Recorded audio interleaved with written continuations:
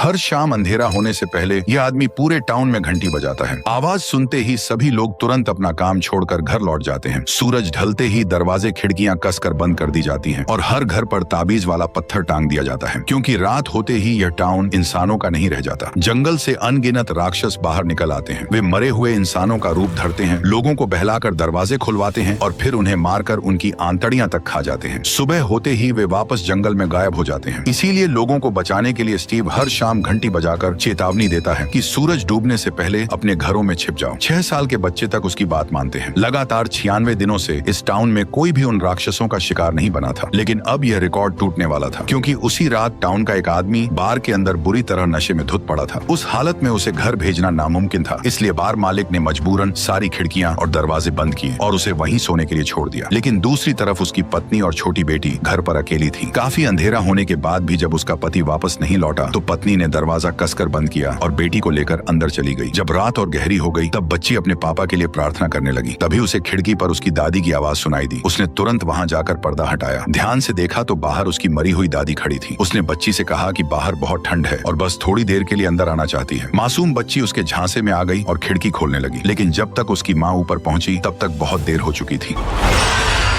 अगली सुबह जब वो शराबी घर लौटा तो उसने देखा कि उसके घर के बाहर पूरे टाउन के लोग जमा हैं। वह कुछ पूछता उससे पहले ही स्टीव ने उसे एक जोरदार थप्पड़ जड़ दिया, क्योंकि यह पहली बार नहीं था। स्टीव उसे कई बार समझा चुका था कि जिन घरों में बच्चे हों उन घरों की खिड़कियां हमेशा कीलों से बंद रखनी चाहिए, क्योंकि इस टाउन में बच्चे सबसे जल्दी उन राक्षसों के बहकावे में आ जाते हैं। लेकिन उसने हर बार इस बात को नजरअंदाज किया और उसी एक लापरवाही की वजह से पिछली रात उसकी पूरी फैमिली राक्षसों की भेंट चढ़ गई। जब उसने जमीन पर पड़े अपनी पत्नी और बेटी के चिथड़े देखे तो वह वहीं घुटनों के बल गिर पड़ा और फूट फूट कर रोने लगा। लेकिन अब पछतावे का कोई फायदा नहीं था। स्टीव इस बात से और भड़का हुआ था कि उसने सिर्फ अपना परिवार नहीं मरवाया था, बल्कि पूरे टाउन को खतरे में डाल दिया था, क्योंकि इस जगह एक खौफनाक नियम था। जब भी यहाँ कोई मरता था तो उसकी जगह कोई नया इंसान इस टाउन में आकर फंस जाता था। और सच में हुआ भी वही। जिस दिन उस औरत और बच्ची का अंतिम संस्कार हो रहा था, उसी दिन एक गाड़ी इस टाउन में आ पहुंची। नए लोग इतनी जल्दी आ गए, ये देखकर सभी हैरान रह गए। स्टीव ने तुरंत सबको चुप रहने का इशारा किया और खुद उस परिवार से पूछताछ करने लगा। जब उसे पता चला कि वे रास्ता भटक कर यहाँ पहुंचे हैं तो उसने बिना कुछ कहे आगे बढ़ने का इशारा कर दिया। लेकिन असली खेल तो अब शुरू हुआ था। कुछ ही देर में वो आदमी गाड़ी लेकर आगे निकल पड़ा। शुरुआत में उसे लगा कि अब वे जल्द ही इस जगह से निकल जाएंगे, मगर थोड़ी दूर जाते ही उसके होश उड़ गए, क्योंकि घूमते घूमते वे फिर उसी टाउन में वापस पहुंच चुके थे। पहले उसे लगा शायद उसने गलत मोड़ ले लिया है, इसलिए इस बार वे दूसरी दिशा से निकलने लगे। लेकिन फिर भी वे दोबारा उसी टाउन में आ पहुंचे। फिर उसने तीसरा रास्ता लिया, मगर इस बार भी सड़क उसे घुमाकर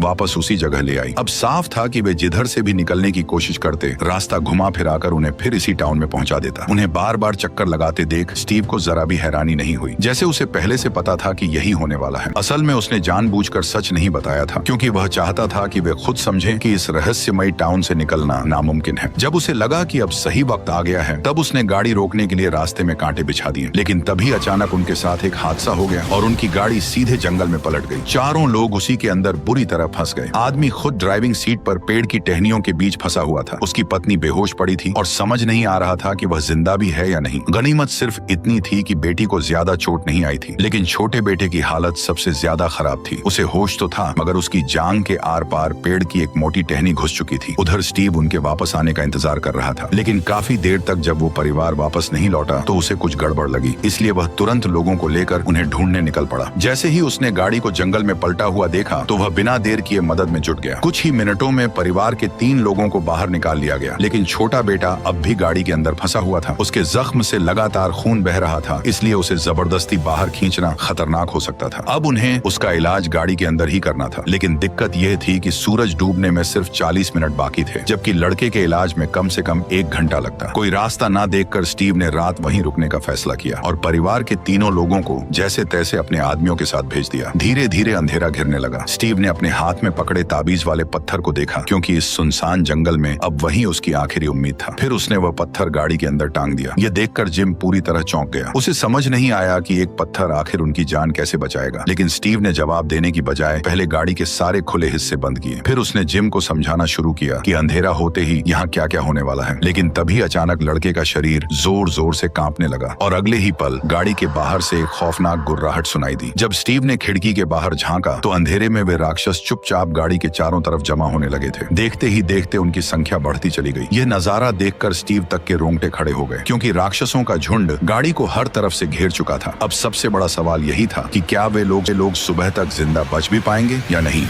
स्टीव को अब भी उस ताबीज वाले पत्थर पर भरोसा था, क्योंकि फिलहाल वही एक चीज थी जो उन राक्षसों को गाड़ी के अंदर आने से रोक रही थी। तभी अचानक बाहर से किसी के चिल्लाने की आवाज गूंज उठी। ऐसा लग रहा था जैसे कोई मदद के लिए पुकार रहा हो, लेकिन स्टीव तुरंत समझ गया कि यह राक्षसों का नया जाल है। वे इंसानों को बहकाकर खुद ही दरवाजा खुलवाना चाहते हैं। स्टीव तो उनकी चाल में नहीं आया, मगर जिम इस टाउन में नया था। उसे लगा कि शायद कोई रेस्क्यू टीम उन्हें बचाने आ गई है। बस यही सोचकर वह तुरंत दरवाजा खोलने के लिए बढ़ा, लेकिन स्टीव ने फौरन उसे गले से पकड़कर रोक लिया। उसने जिम की आंखों में देखते हुए कहा कि बाहर खड़े लोग इंसान नहीं हैं, वे खूंखार राक्षस हैं जो इंसानों के शरीर को चीरकर उनके अंदरूनी अंग तक खा जाते हैं। और अगर जिम सच में अपने बेटे को जिंदा देखना चाहता है तो उसे किसी भी हालत में सुबह होने तक गाड़ी के अंदर ही रहना होगा, क्योंकि सूरज निकलते ही वे सभी राक्षस खुद ब खुद गायब हो जाएंगे। यह सुनने के बाद जिम आखिरकार शांत हो गया, लेकिन उसे क्या पता था कि दूसरी तरफ रेस्क्यू टीम के साथ लौट रही उसकी फैमिली भी बड़ी मुसीबत में फंस चुकी थी। दरअसल रास्ते में उनकी गाड़ी अचानक पंचर हो गई और मजबूरी में सबको पैदल ही सेफ हाउस तक लौटना पड़ा। लेकिन अब रात हो चुकी थी और इस अंधेरे में बाहर हर तरफ वही खूंखार राक्षस घूम रहे थे। जैसे ही सेफ हाउस में मौजूद लोगों ने उन्हें बाहर भटकते देखा, उन्होंने बिना एक सेकंड गवाए अलार्म बजा दिया। एक ही पल में पूरा घर सतर्क हो गया। बाहर खड़े लोग चाहे जितना दरवाजा पीटते रहे, लेकिन अंदर किसी ने दरवाजा नहीं खोला, क्योंकि रात में कौन इंसान है और कौन राक्षस ये कोई नहीं जानता था। लेकिन उन्हें क्या पता था कि असली राक्षस तो चुपचाप सामने आ चुके थे। अचानक उनमें से एक राक्षस जूली से बात करने लगा। वह बार बार उसका नाम पुकार रहा था, मानो वह उसे पहले से जानता हो। ये देखकर जूली की आंखें तुरंत सुन्न पड़ गईं। इससे साफ था कि वह राक्षस की चाल में फंस चुकी है। गनीमत रही कि डिप्टी शेरिफ ने वक्त रहते लड़के पर गोली चला दी, लेकिन गोली लगने के बाद भी उसे कुछ नहीं हुआ। जब सबकी जान पर बन आई, तभी लीडर ने गंजे आदमी को तुरंत दरवाजा खोलने को कहा और इस तरह उन सबकी जान बच गई। लेकिन अंदर घुसते ही जूली और उसकी माँ को बांध दिया गया, क्योंकि यहाँ हर नए आने वाले के साथ यही किया जाता था, ताकि कोई राक्षस उनका चेहरा धरकर अंदर घुस न पाए। कुछ ही देर में माँ और बेटी को अलग अलग कमरों में बंद कर दिया गया। तभी लीडर ने जूली की माँ को समझाया कि डरने की जरूरत नहीं है। यहाँ मौजूद हर इंसान किसी न किसी हादसे की वजह से इस टाउन में फंसा है, और तुम लोग तो फिर भी खुशनसीब हो, क्योंकि कई लोग ऐसे भी थे जो आधी रात में इस टाउन में आ फंसे थे और कुछ समझने से पहले ही वे उन राक्षसों का खाना बन गए। लेकिन इस वक्त औरत को अपनी फिक्र नहीं थी, बल्कि उसे गाड़ी में फंसे उसके पति और बेटे की चिंता थी। उधर गाड़ी के बाहर अभी भी राक्षसों की चीख पुकारें रुक नहीं रही थी। कुछ तो धीरे धीरे गाड़ी की छत पर भी चढ़ चुके थे। ऐसे में स्टीव ने सबको शांत रहने को कहा। उसने भरोसा दिलाया कि जब तक ताबीज वाला पत्थर अपनी जगह पर टंगा है, तब तक कोई भी राक्षस गाड़ी के अंदर कदम नहीं रख सकता। और सच में कुछ ही देर बाद बाहर का सारा शोर थम गया और चारों तरफ खामोशी फैल गई। ऐसा लगा मानो खतरा फिलहाल टल चुका है, लेकिन असली मुसीबत तो अभी बाकी थी। अचानक आधी रात को जिम उठा और उसने अनजाने में ताबीज वाला पत्थर नीचे उतार लिया। डॉक्टर ने यह देखते ही उसे तुरंत रोकना चाहा, लेकिन तब तक बहुत देर हो चुकी थी।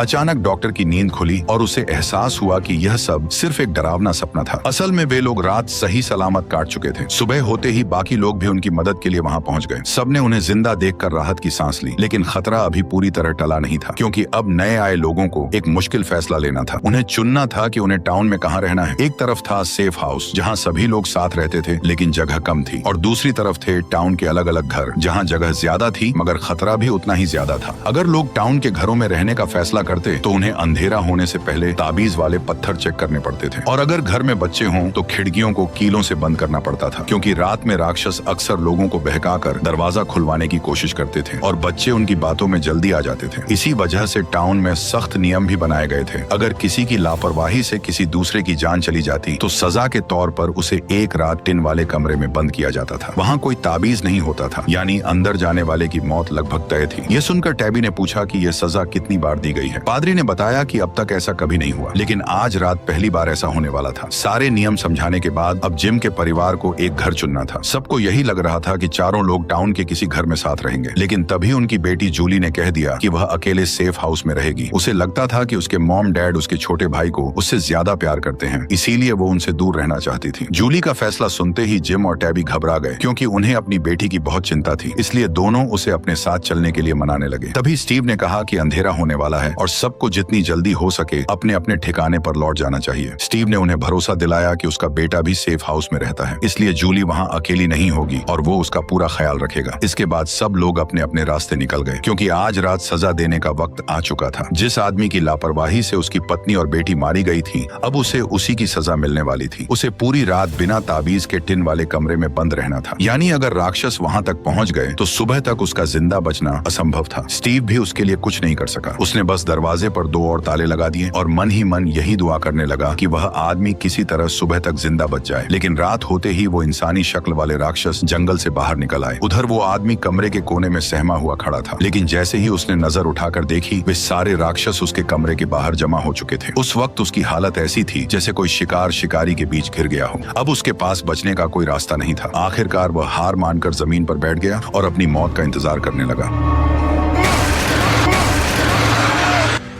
अगली सुबह जब स्टीव उस टिन वाले कमरे तक पहुंचा तो अंदर का नजारा देखकर उसके होश उड़ गए। उन खूंखार राक्षसों ने उस आदमी के शरीर को बुरी तरह चीर फाड़ डाला था। लेकिन ये भयानक नजारा देखने के बाद भी स्टीव जरा भी नहीं घबराया, क्योंकि वह ऐसे खौफनाक मंजर पहले भी देख चुका था। मगर इस घटना के बाद भी मौत का ये सिलसिला रुका नहीं। इस बार मामला सीधे रेस्टोरेंट तक जा पहुंचा। जिम का परिवार अभी अभी इस टाउन में आया था, इसलिए स्टीव उन्हें रात के नियम समझा ही रहा था कि तभी अचानक सारा की बांह अजीब तरह से फूलने लगी और अगले ही पल उसके हाथ पर डरावने अक्षरों में किल द बॉय उभर आया। साफ था कि इसका कनेक्शन किसी न किसी तरह जिम के बेटे से जुड़ा हुआ था। लेकिन इससे पहले कि वो कुछ समझ पाती, उसका पूरा शरीर जोर जोर से कांपने लगा और अगले ही पल वह जमीन पर तड़पने लगी। लेकिन डरावनी घटनाएं यहीं पर खत्म नहीं हुई, क्योंकि उसी वक्त सेफ हाउस की तरफ कुछ ऐसा हो रहा था जो इससे भी ज्यादा भयानक था। एक आदमी लगातार जमीन में गहरा गड्ढा खोद रहा था, मानो वह पहले से ही किसी की कब्र तैयार कर रहा हो। जब लीडर ने उससे पूछा कि वो आखिर ऐसा क्यों कर रहा है, तो उसने जवाब दिया कि जल्द ही यहाँ और भी मौतें होने वाली हैं। विक्टर की यह बात सुनते ही लीडर के होश उड़ गए। थोड़ी देर बाद विक्टर सीधे ईथन के पास पहुंच गया। दोनों पहले कभी नहीं मिले थे, फिर भी उनके बीच एक अजीब सा कनेक्शन था, क्योंकि वे दोनों उस रहस्यमयी सफेद कपड़ों वाले लड़के को देख सकते थे जो बाकी किसी इंसान को दिखाई नहीं देता था। विक्टर को वह बचपन से दिखता आया था और कई बार उसकी जान भी बचा चुका था, लेकिन फिर वह अचानक गायब हो गया। अब वही लड़का ईथन को दिख रहा था और इसका मतलब साफ था कि कोई बड़ी मुसीबत आने वाली है। यही सोचकर विक्टर ने तय किया कि उसे इस राज की तह तक जाना होगा, और जैसा उसने सोचा था, जंगल में पहुंचते ही उसे वह लड़का फिर से दिखाई दे गया। लेकिन अगले ही पल वो फिर गायब हो गया। विक्टर को लगा कि शायद वह पास के किसी पेड़ के खोखल में छिपा है, क्योंकि उस इलाके में ऐसे कई पेड़ थे और कोई नहीं जानता था कि उसके अंदर का रास्ता कहाँ जाता है। तभी विक्टर ने जमीन से एक पत्थर उठाया, उस पर मुस्कुराता हुआ चेहरा बनाया और ईथन के सामने ही उसे उस पेड़ के खोखल में फेंक दिया। लेकिन अगले ही पल न जाने कैसे वो पत्थर वापस उनके पास आ गिरा। ये देखकर विक्टर खुद भी चौंक गया। उसने बताया कि उसने पहले भी ऐसे कई पेड़ देखे थे, लेकिन ऐसा रहस्यमयी पेड़ उसे पहले कभी नहीं दिखा। इतना कहते ही उसके सिर में तेज दर्द होने लगा और उसे अचानक किसी बड़े खतरे का एहसास हो गया। उधर दूसरी तरफ जिम और उसकी पत्नी को पता चला कि उनका बेटा गायब है। दोनों घबराकर उसे ढूंढने जंगल की तरफ भागे, लेकिन वहां पहुंचते ही उन्हें जंगली कुत्तों के एक झुंड ने घेर लिया। हमला बस होने ही वाला था कि तभी अचानक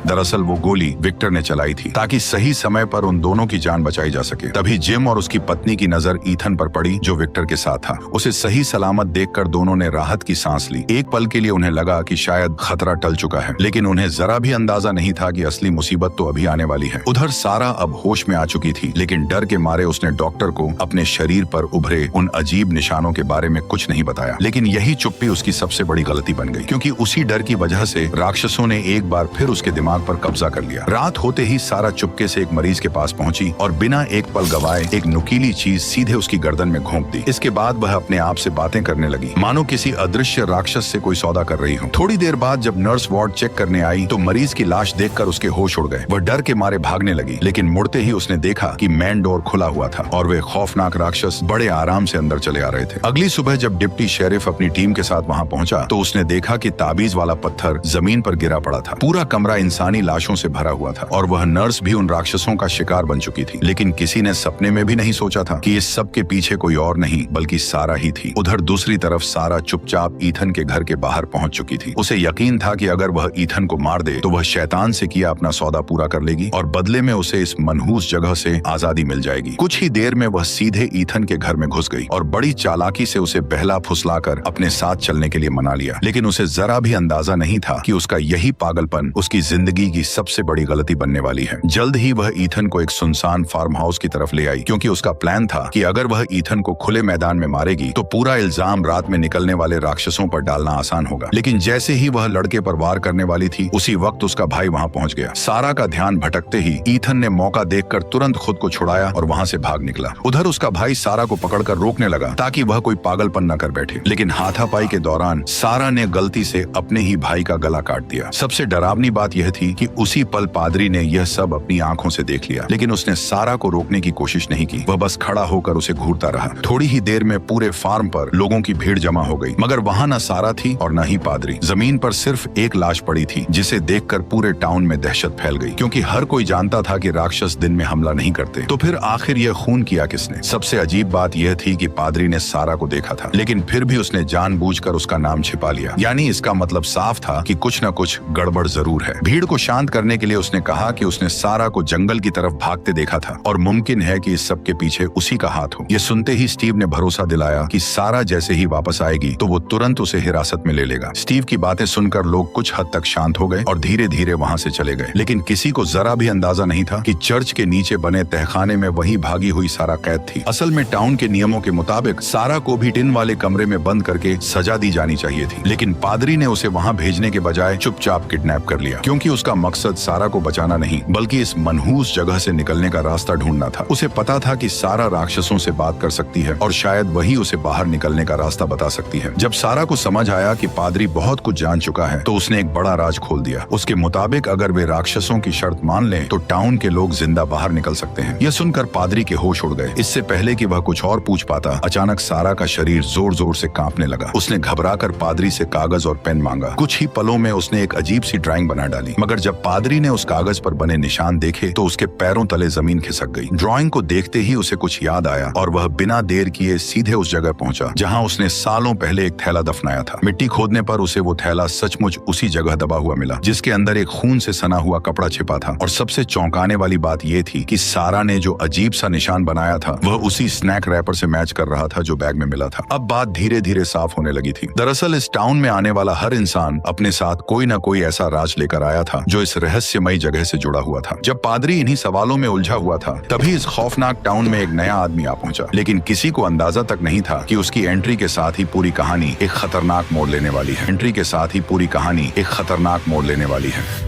असल में वो आदमी रास्ते में ही कार के अंदर सो गया था, लेकिन जैसे ही उसकी आंख खुली तब उसने देखा कि ड्राइवर गायब है। वह कुछ समझ पाता उससे पहले ही स्टीव वहां आ पहुंचा और बिना एक शब्द बोले उसे गाड़ी से हथकड़ी लगाकर बांध दिया। बेचारे को अब तक अंदाजा भी नहीं था कि वह किस खौफनाक जगह आ फंसा है। कुछ ही देर बाद उसे सीधे सेफ हाउस ले जाया गया, लेकिन वहां के लोग भी कम अजीब नहीं थे। उन्होंने बिना देर किए उसे बांध दिया। दरअसल इस टाउन का एक बेहद सख्त नियम था, जो भी नया इंसान यहाँ पहुंचता था उसे पहली रात बाकी लोगों से अलग बंद करके रखा जाता था, क्योंकि इस जगह पर पहली रात को सबसे खतरनाक माना जाता था। सुबह होते ही लीडर ने उसे अपने पास बैठाया और इस टाउन के खौफनाक राज बताने शुरू कर दिए। उसने कहा कि जैसे ही सूरज ढलता है, जंगल से खतरनाक राक्षस बाहर निकल आते हैं और फिर वे पूरी रात इंसानों का शिकार करते हैं जब तक कि अगली सुबह न हो जाए। सबको लगा था कि यह सुनकर वह आदमी बुरी तरह डर जाएगा, लेकिन उल्टा वह हंसने लगा। दरअसल वह आदमी, जिसका नाम जेड था, इसे उसकी ट्रैवल कंपनी का बनाया हुआ कोई सर्वाइवल गेम समझ रहा था। उसे लग रहा था कि अगर वह यह गेम जीत गया तो उसे कोई बड़ा इनाम मिलेगा। इसी लालच में उसने उसी दिन सुराग तलाशने शुरू कर दिए। कुछ देर बाद वह एक पुराने तहखाने तक पहुंच गया और उसे लगा कि शायद बाहर निकलने का रास्ता यहीं छिपा है, लेकिन जैसे ही वह अंदर गया उसे दरवाजे के पीछे एक लाश पड़ी हुई दिखी।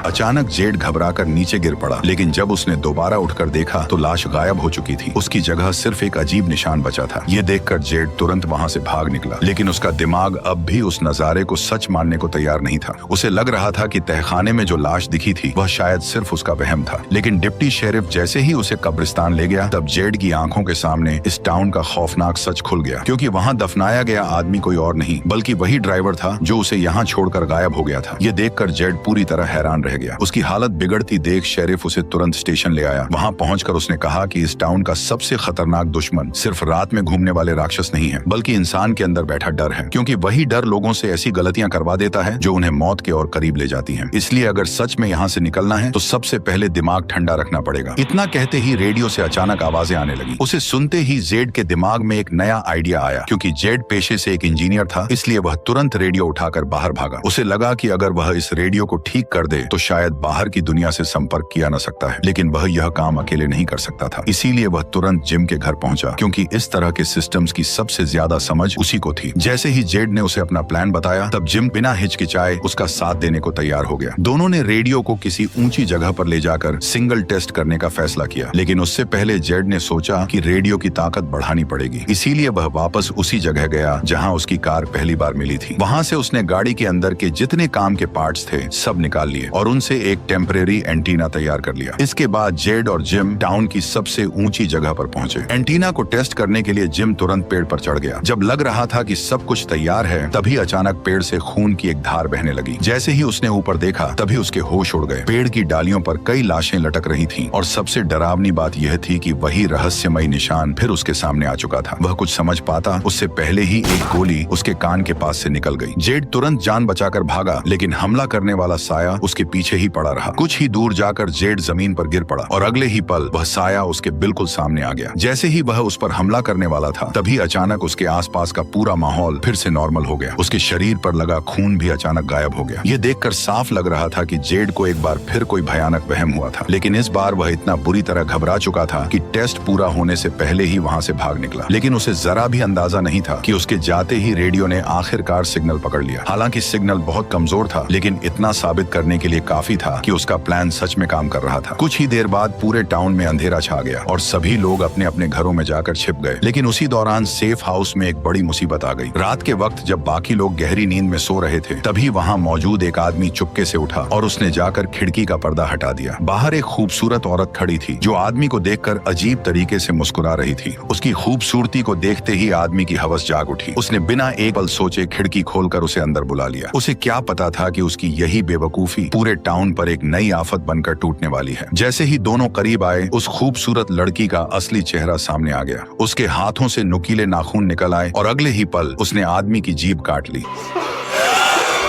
आदमी को मारने के बाद भी वह वहीं नहीं रुकी। वह फिर से इंसानी शक्ल में लौट आई, लेकिन अगला शिकार ढूंढने के बजाय उसने एक एक करके घर के सारे दरवाजे और खिड़कियां खोल दी, ताकि बाकी राक्षस भी आराम से अंदर आ सकें। उधर घर के अंदर सोए लोग अभी भी आने वाले खतरे से पूरी तरह बेखबर थे। तभी कमरे के भीतर से एक अजीब सी आवाज आई। आवाज सुनकर मैरी घबराई हुई अंदर देखने गई, लेकिन जैसे ही वह कमरे के पास पहुंची, तभी अचानक दरवाजा पीछे से बंद हो गया। अब साफ था कि वह राक्षसों के जाल में फंस चुकी थी। उधर नीचे लोग अब भी बातों में लगे हुए थे कि तभी खून की एक बूंद सीधे गंजे आदमी पर जा गिरी। वह गाली देने ही वाला था कि तभी उसकी नजर ऊपर खड़े उस भयानक राक्षस पर पड़ी। जैसे ही पता चला कि राक्षस सेफ हाउस में घुस आए हैं, तब पूरे घर में दहशत फैल गई। लोग जान बचाने के लिए इधर उधर भागने लगे, जबकि राक्षस बिना किसी जल्दबाजी के आराम से उनका शिकार कर रहे थे। अब साफ था कि सेफ हाउस भी सुरक्षित नहीं रहा। इसीलिए लीडर ने तुरंत फैसला लिया कि जितने लोग बच सकते हैं उन्हें स्टीव तक पहुंचाया जाए। उधर एलिस अब भी अपने कमरे में सो रहा था। तभी बाहर से अजीब आवाजें आने लगी। जब वह बाहर निकला तो सामने का मंजर देखकर उसके होश उड़ गए। पूरा सेफ हाउस तहस नहस हो चुका था और फर्श पर हर तरफ लाशें बिखरी पड़ी थी। एलिस कुछ समझ पाता उससे पहले ही एक खून से लथपथ राक्षस उसकी तरफ बढ़ने लगा। गनीमत रही कि एलिस ने एक सेकंड भी बर्बाद नहीं किया। उसने तुरंत खिड़की का शीशा तोड़ा और सीधे सेफ हाउस से नीचे छलांग लगा दी, लेकिन जमीन पर गिरते ही उसका एक हाथ टूट गया। हालांकि बेहद तेज दर्द के बावजूद भी वह रुक नहीं सकता था, क्योंकि पीछे कई राक्षस उसकी तरफ बढ़ रहे थे। अपनी दोस्त की मदद से एलिस किसी तरह भागकर एक छोटे से कमरे में छिप गया। अब उनके पास बचने की आखिरी उम्मीद सिर्फ ताबीज वाला पत्थर था, जो शायद उन्हें सुबह तक जिंदा रख सकता था। ठीक उसी वक्त टाउन में मौजूद स्टीव के सामने भी एक बड़ा राज खुल चुका था। दरअसल पादरी ने कबूल कर लिया कि सारा उसी की कैद में है और उसने खुद उसे छिपाकर बंद कर रखा है, क्योंकि सारा ही इकलौती इंसान है जो किसी तरह उन राक्षसों से बात कर सकती है। और हो सकता था कि वही इस मनहूस टाउन से निकलने का रास्ता भी जानती हो। पादरी की बातें सुनकर स्टीव एक पल के लिए पूरी तरह चौंक गया। वो उससे कुछ पूछने ही वाला था कि तभी अचानक बाहर से हॉर्न की आवाज सुनाई दी। जब दोनों दौड़कर बाहर निकले तो उन्होंने देखा कि लीडर कुछ लोगों को लेकर टाउन पहुंच चुकी थी। उनके चेहरे देखकर ही साफ समझ आ गया कि सेफ हाउस में कुछ बहुत बुरा हो चुका है। उन्होंने बिना सवाल जवाब किए फौरन गाड़ी से लोगों को उतारा, लेकिन बाहर गहरा अंधेरा था। पादरी अभी अंदर लौट ही रहा था कि तभी एक राक्षस ने उस पर हमला कर दिया। स्टीव ने तुरंत गोली चलाई और किसी तरह पादरी को घसीटकर घर के अंदर ले आया, लेकिन तब तक बहुत देर हो चुकी थी। उसके शरीर से बहुत ज्यादा खून बह चुका था और कुछ ही पलों बाद पादरी ने वहीं दम तोड़ दिया। देखते ही देखते सिर्फ एक ही रात में इस टाउन ने न जाने कितनी जिंदगियां निगल ली। अब स्टीव समझ चुका था कि इंतजार करने का मतलब सिर्फ और मौतें हैं। अगर उसे सबको बचाना है तो अब किसी भी कीमत पर बाहर निकलने का रास्ता ढूंढना ही होगा। यही सोचकर स्टीव सीधे चर्च के तहखाने में पहुंचा, जहां सारा को कैद करके रखा गया था, क्योंकि अब वही उनकी आखिरी उम्मीद थी। स्टीव अच्छी तरह जानता था कि टाउन की लगभग हर जगह तलाश ली जा चुकी है, बस एक वही जंगल बचा था जिसे सब मौत का अड्डा मानते थे। उसे यकीन था कि असली राज उसी के अंदर छिपा है, इसीलिए वह बिना किसी को बताए सारा को साथ लेकर सीधे जंगल के अंदर निकल पड़ा। कुछ दूर चलते ही उन्हें पेड़ों पर ढेर सारी कांच की बोतलें लटकी हुई मिली। स्टीव उनमें से एक बोतल उतार कर देखने ही वाला था कि तभी उसके साथ आई लड़की अचानक तड़पने लगी। अगले ही पल उसकी हालत इतनी बिगड़ गई कि वह सीधे बेहोश होकर गिर पड़ी। अब स्टीव के पास आगे बढ़ने का कोई रास्ता नहीं बचा था, इसलिए उसे मजबूरन वहीं रात गुजारने का फैसला करना पड़ा। लेकिन दिक्कत ये थी कि वही जंगल राक्षसों का असली घर था। जैसे ही अंधेरा होता वे बाहर निकलते और इंसानों का शिकार शुरू कर देते। ऐसे में स्टीव के पास बस एक ही सहारा था, वह ताबीज वाला पत्थर जिसके भरोसे वह खुद को संभाले हुए था। तभी अचानक सारा को होश आया। उसने देखा कि स्टीव को एक बोतल मिल गई है जिसके अंदर कुछ अजीब से नंबर लिखे हुए हैं, लेकिन सारा का ध्यान उन नंबरों पर बिल्कुल नहीं था। वह बार बार स्टीव से बस एक ही बात कह रही थी कि उन्हें यहाँ से तुरंत निकल जाना चाहिए, क्योंकि उसके मुताबिक जंगल के अंदर सिर्फ राक्षस ही नहीं बल्कि उनसे भी ज्यादा खतरनाक कोई और चीज मौजूद है। इतना कहते ही बाहर एक जोरदार धमाका हुआ। अगले ही पल पूरी जमीन इतनी जोर से हिलने लगी कि दोनों ठीक से खड़े तक नहीं हो पा रहे थे। कुछ ही देर में सब कुछ फिर से शांत हो गया, लेकिन स्टीव ने जरा भी लापरवाही नहीं की। उसने फौरन ताबीज वाला पत्थर वापस अपनी जगह टांग दिया, ताकि अगर राक्षस आसपास हों तो वे अंदर न घुस सकें। लेकिन सबसे डरावनी बात यह थी कि बाहर अभी भी गहरी रात थी, फिर भी अचानक एकदम से चारों तरफ एक अजीब रोशनी फैल गई। ये किसी नॉर्मल टॉर्च या लैंप की रोशनी नहीं लग रही थी। ऐसा महसूस हो रहा था जैसे जंगल में उनके अलावा भी कोई और मौजूद है। सुबह होते ही स्टीव सुराग ढूंढने बाहर निकला, लेकिन बाहर का नजारा देखकर उसके होश उड़ गए। पूरे इलाके में चारों तरफ मकड़ी के जाले फैले हुए थे। हालत ऐसी थी कि रास्ता पहचानना भी मुश्किल हो गया। इसलिए वह पिछली रात की याद के सहारे उसी जगह की तरफ बढ़ा जहां से वह रहस्यमयी रोशनी आई थी। तभी अचानक उन्हें पास से किसी की चीख सुनाई दी। स्टीव बिना एक सेकंड गवाए उधर भागा, लेकिन वहां पहुंचते ही उसके होश उड़ गए, क्योंकि मदद के लिए पुकारने वाली कोई अजनबी नहीं बल्कि उसकी अपनी मरी हुई पत्नी थी।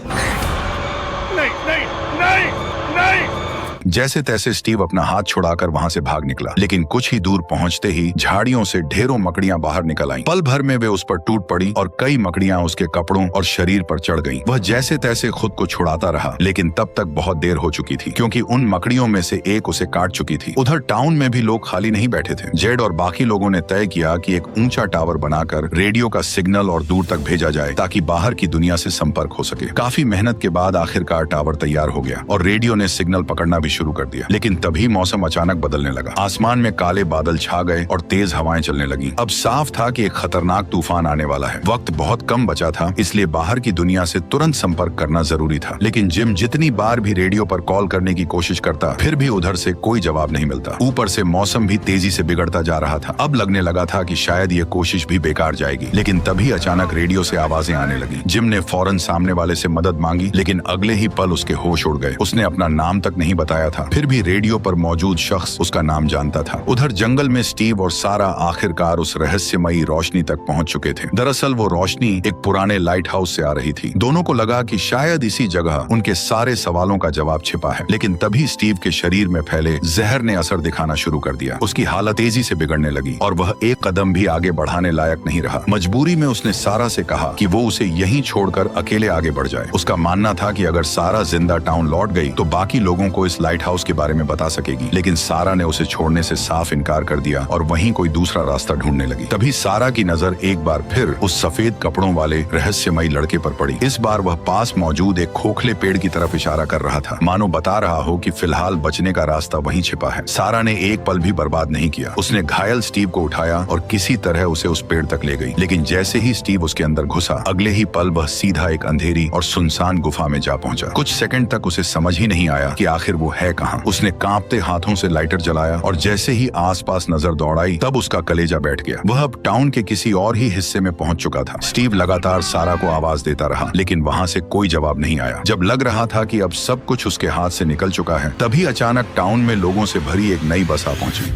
और इसी जबरदस्त सस्पेंस के साथ हमारी कहानी का पार्ट 1 यहीं खत्म हो गया। अब जो पार्ट 2 होगा वो और भी इंटरेस्टिंग होने वाला है, क्योंकि टाउन में मौजूद कुछ ऐसे खौफनाक राज सामने आएंगे जो वहाँ मौजूद लोगों की रूह कपा देंगे। अगर आपको आगे की कहानी जाननी है तो कमेंट करके जरूर बताना कि क्या मुझे इसका पार्ट 2 लाना चाहिए या नहीं, और बाकी आप समझ